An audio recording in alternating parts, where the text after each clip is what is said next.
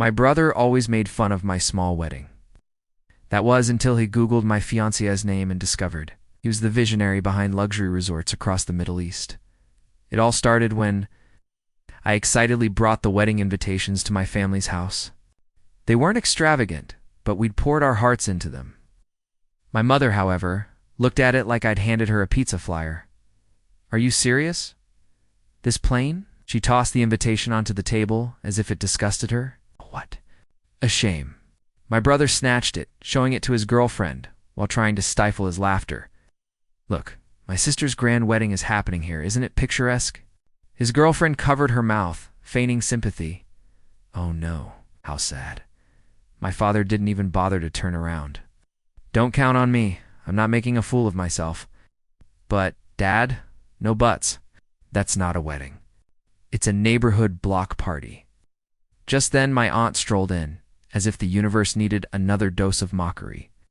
"What's all this talk about? About the girl's tiny wedding?" My mother grumbled disdainfully, as if the word wedding itself offended her. "Oh yes, my friend already told me," my aunt chimed in. "She says it's such a pity she settled for so little." My brother let out a loud laugh. "They're going to think we ran out of money or something worse." Deep down I knew this would happen. I wasn't expecting a standing ovation, but hearing it from their own mouths, so raw and unfiltered, felt like a slow-motion slap. Something inside me shattered or hardened as I put the crumpled invitation away. They would see who truly had the most horrible wedding. I couldn't sleep that night. Their words replayed in my mind like a broken record, but it wasn't just that afternoon's remarks. It was an echo, the closing chord of a harsh opera I'd grown up with. Sitting in the dark kitchen, the recent humiliation faded into a carousel of painful memories. I was 19 when I introduced them to my first boyfriend. A genuinely nice guy who worked as a mechanic to pay for his studies. I still remember my mother's frozen expression and her later private comment, "Darling, love is sweet, but it doesn't pay the garage bills. Aim higher." When I told my father at 23, I was quitting the law degree he'd chosen for me to pursue my passion for graphic design. He didn't even look at me. For well bet a man up making little drawings. What a disappointment. And then there was the constant comparison to my brother, whose advancements at a marketing firm were celebrated with lavish dinners, and whose new cars were a source of family pride. When I sold my first piece to an independent gallery, my brother remarked at Christmas dinner, "Well, at least it pays the rent. There are levels to everything, right?" A phrase he'd used just days before. It was always the same. Money was the measure of worth. Status trumped affection and appearances. Came before happiness. This wasn't about the wedding, it never was. It was about me choosing a path they couldn't brag about in their social circle. The kitchen clock chimed 3 a.m. The weight of a lifetime of slights settled in my chest. It was then that I told my fiancé everything, including what happened with the invitation. I told him about my mechanic boyfriend, my career, and my brother, including my father's previous comments, "You would leave me in ruins." My voice cracked. I saw his jaw stiffen. "That's not the worst part," I added. "My sister already told the whole family they're not coming, so no one gets their hopes up." He was silent for a long time after I spoke. Then he held my hands with a surprising calmness. "I have something to confess to you." A shiver ran down my spine. "What do you mean?" "My father doesn't just sell furniture. That's his hobby, a small side business. He actually owns a real estate development company that builds luxury resorts and hotels all over the world. We've been working with international investors for years, but he always told me to keep that private. Here, people will treat you differently if they know you have money," he'd tell me. I was speechless. Are you kidding me? Not at all. And my mom isn't just a housewife? She's an architect with contacts all over the world. He ran his hands through his hair. "When I tell them what your family did to you, they'll want a money show. We'll give them the show of their lives." The next day, we visited his parents' house. They had always treated me like a daughter. When I told them what had happened, I noticed something different in their eyes, something more protective and intimate. "I can't believe they said such things to you," my father-in-law calmly remarked, sending shivers down my spine. "Anyone who messes with the Woman my son loves messes with us. What do you need for those people to eat their words? My mother-in-law rose without a word, grabbed her iPad, and began typing rapidly. They're going to eat their words. This'll be the wedding of the year. She called her assistant in Dubai. I need you to book the yacht for a private ceremony? Yes, the 200-foot one. And contact the photographer who worked with the Al-Rashids. While we were planning, my mother forwarded me an article on WhatsApp about how women suffer when they marry someone from a lesser status or practically poorer class. The note read, "Something for you to think about. These people have no shame," my mother-in-law mumbled, staring at the message as if she couldn't believe what she was reading. That afternoon, we sat down to review my family's Instagram accounts. My mother-in-law took notes like a detective from a noir novel. Your sister is obsessed with brands.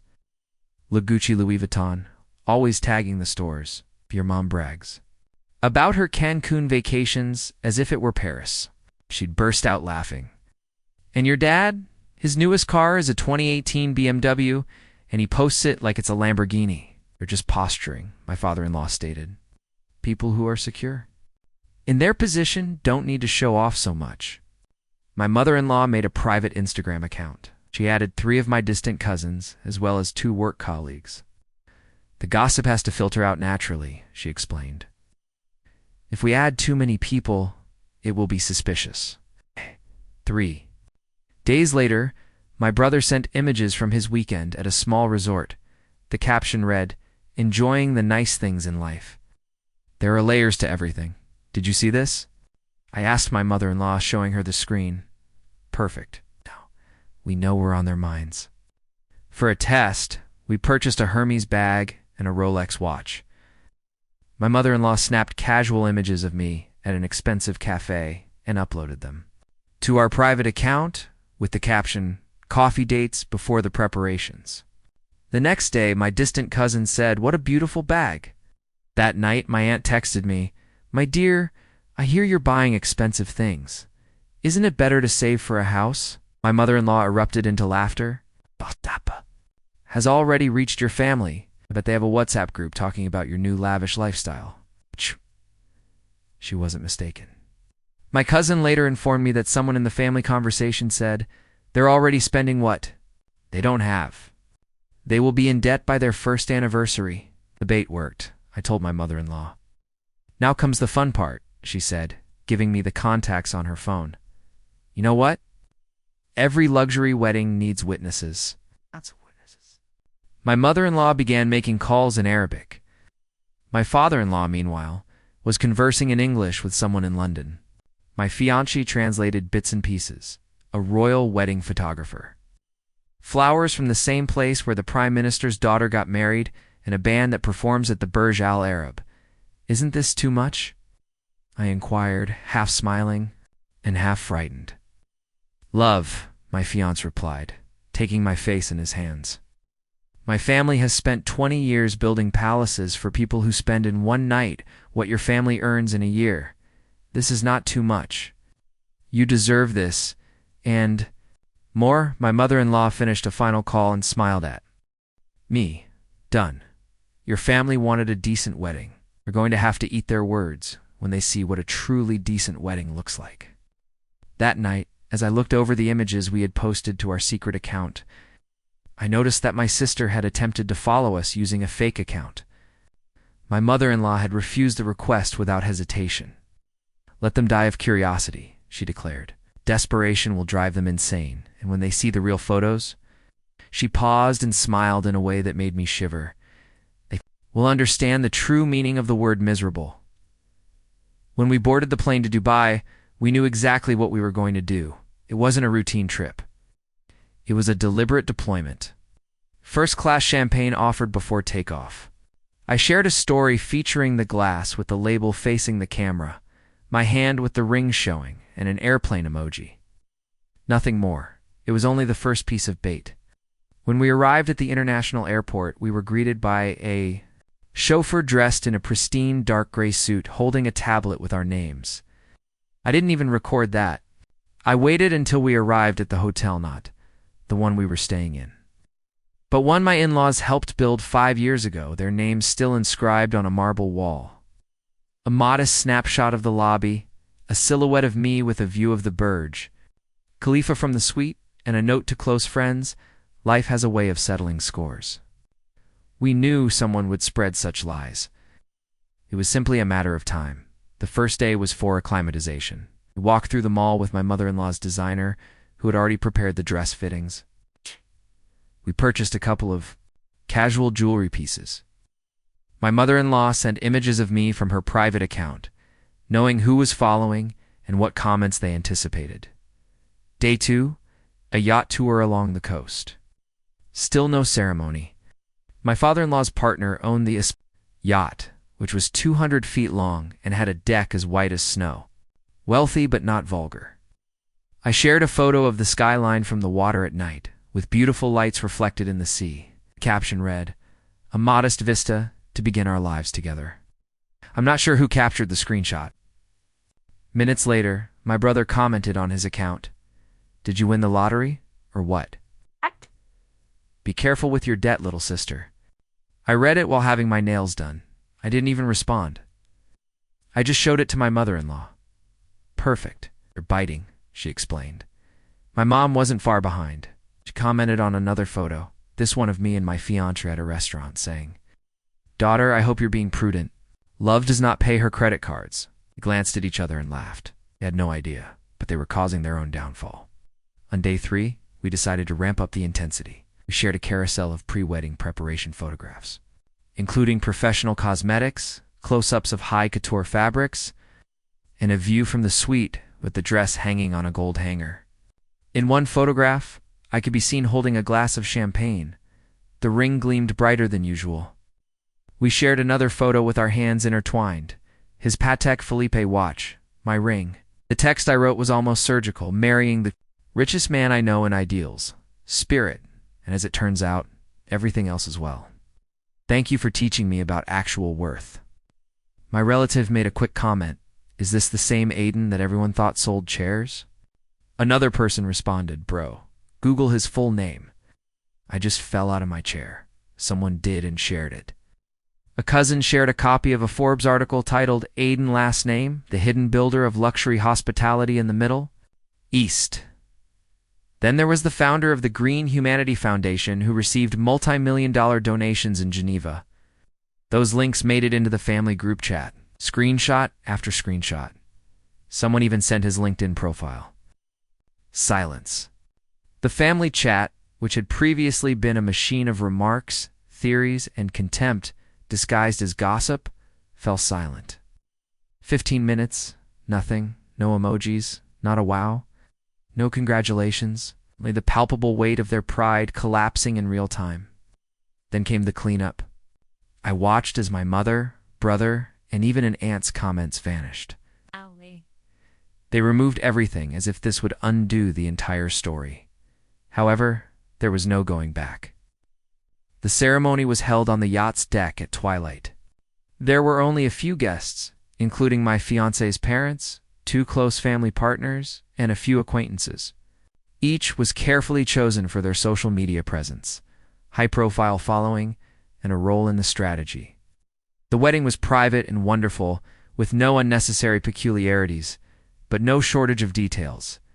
White flowers, soothing live, music, and a violinist playing as I approached him. My gown floated in the breeze. When we said, "I do," there was no raucous applause, just a shared, genuine smile. Then followed the star post, a photo taken on the deck shortly after dusk. I'm in my dress, he's in his suit, and we're hugging in front of warm lighting. He captioned that image. "Thank you for joining us in this new phase. It was not an ordinary wedding.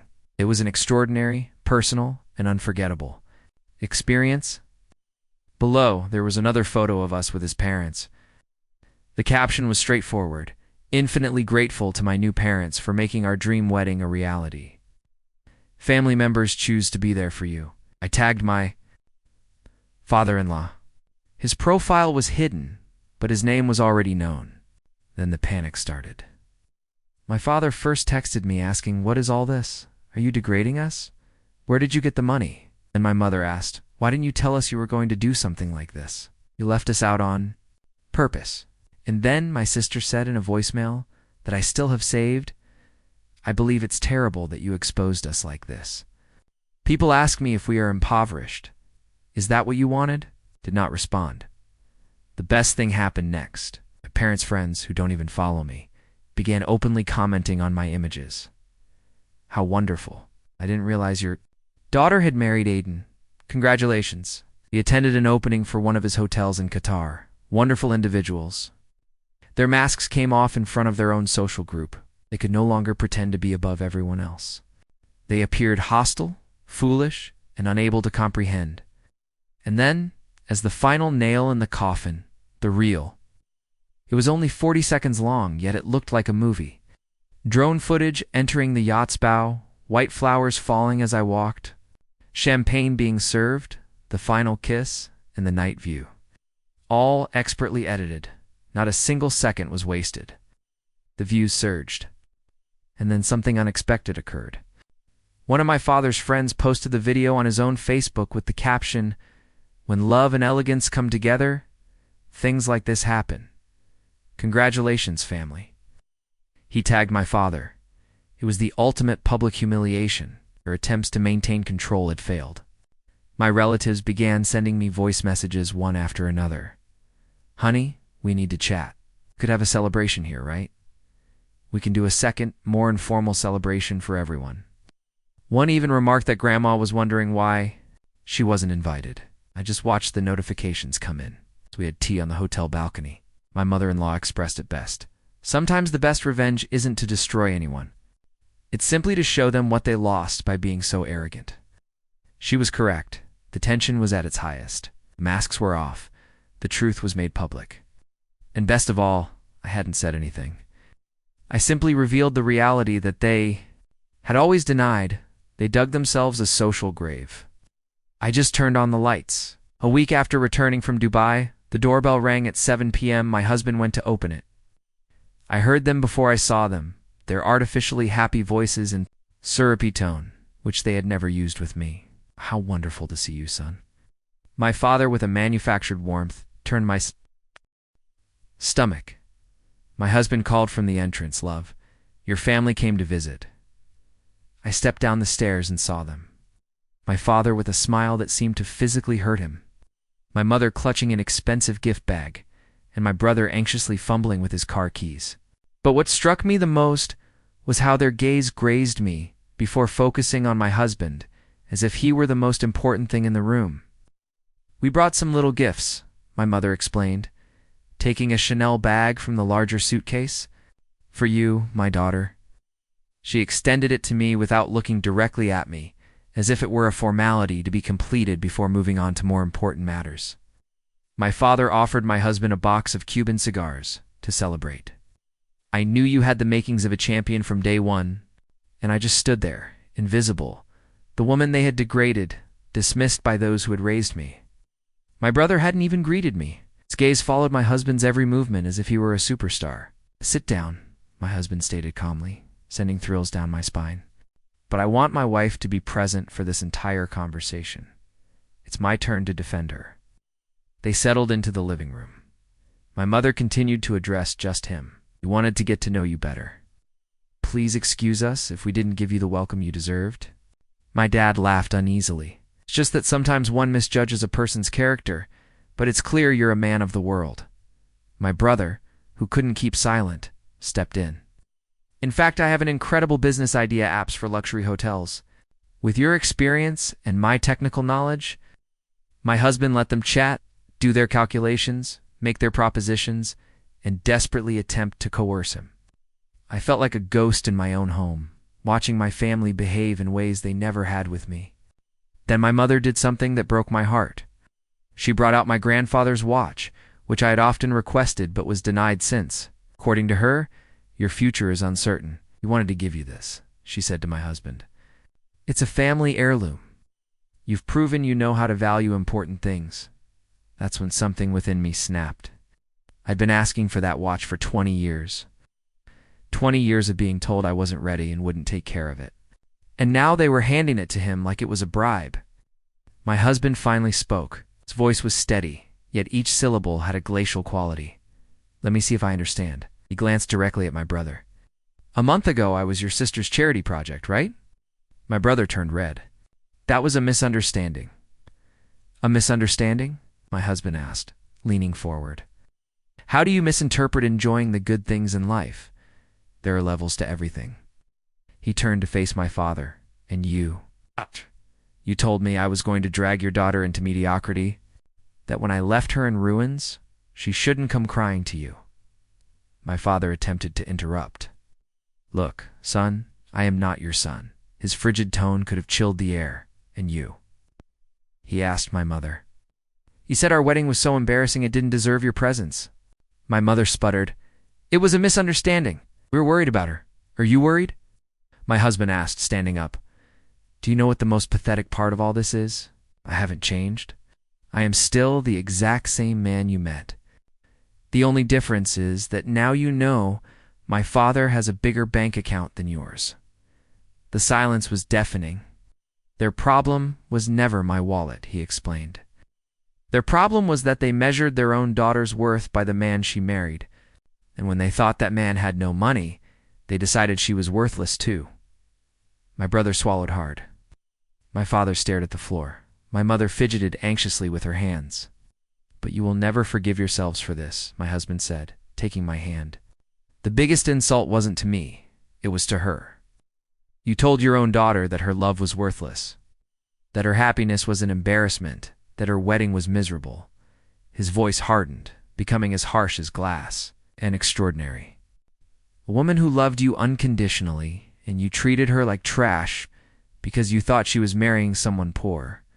Do you know what that says about you, as people? My mother attempted to speak. We love her. No, my husband cut her off. He loved her conditionally, depending on how much money her husband had. That's not love. That's convenience. He walked towards the door. It's the only family I see in this room is her. The watch stays here. The gifts too. And you will leave now. My father rose, stumbling. You can't throw us out like this. We're her family. Family. My husband glanced at him with scorn. Where was that family when she needed your support? When she was crying because the people she loved most humiliated her on the most important day of her life? My brother attempted one final play. We can start over. Forget all this. Like you forgot your sister when you thought it wasn't convenient for you. My husband opened the door. Some wounds are not forgotten. Some wounds are remembered forever. He watched as they left one by one. My mother tried to hug me as she passed. I drew away, honey. Please. I'm not your honey anymore, Mom. I murmured in a voice that didn't sound like mine. I stopped being that the day you decided my happiness was an embarrassment to you. When the door closed, my husband hugged me. I cried as I hadn't in years. Not grief, but relief. Finally, someone validated my worth. Finally, someone had prioritized my dignity above everything else. Do you regret it? I questioned him. Regret what? It's marrying the most valuable woman I know? Starting a family with you? He peered into my eyes. Never. They lost an extraordinary daughter. I gained an extraordinary wife. There's no comparison. That night, as we were sorting through the gifts they had left, I discovered a note from my mother under the purse. Please forgive us. We were mistaken. I ripped it up without finishing it. Some apologies arrive too late. Some wounds go too deep. But for the first time in years, I felt complete. I no longer required their validation. I no longer required their conditional affection. I had something far better. A family that chose me for who I am rather than what I have. 6 months later, the impacts continued to spread. My brother got dismissed from his job. His supervisor, who had seen the entire humiliation on Instagram, informed him, "We don't want people with that kind of judgment in this company." I found out when my cousin told me in a message she later erased. My parents were social outcasts at their club's annual charity event. They were openly disregarded. They were viewed as greedy fools who had invested on the wrong horse. According to my aunt, in an unpleasant phone call that I ended after 5 minutes, we have blocked my entire family on social media. The digital solitude became our newfound tranquility. No more harmful notifications, no more emotional blackmail, No more contrived drama. My husband burned a letter from my mother without allowing me to see it. Protection above all else, he added simply. I didn't argue. Some wounds do not require extra salt. Oh. We agreed to legally change my last name to his. It was symbolic, severing the last formal ties to the family. The day I signed the paperwork, I felt more liberated than ever. The poetic justice was completed. My family sacrificed everything in their desperate drive for prestige and wealth, including their family connection, social reputation, and any hope of reaching the world they so desired. They were left with a poverty of soul. The true wealth was never my husband's money. It was restoring my dignity. It was discovering that family is chosen, not inherited.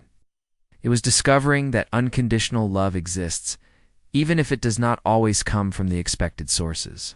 Some wounds break you, while others make you stronger. This was one of the latter. I no longer need their approval. I'm no longer waiting for their regret. I'm no longer carrying their toxins. I have something far better. A life of my own. Established on my own terms, with people who accept me for who I truly am.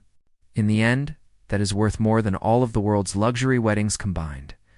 So now I ask you, have you ever had to choose between maintaining family harmony and defending your own dignity? Was the cost worthwhile? Do you think I should have swallowed my pride and forgiven them?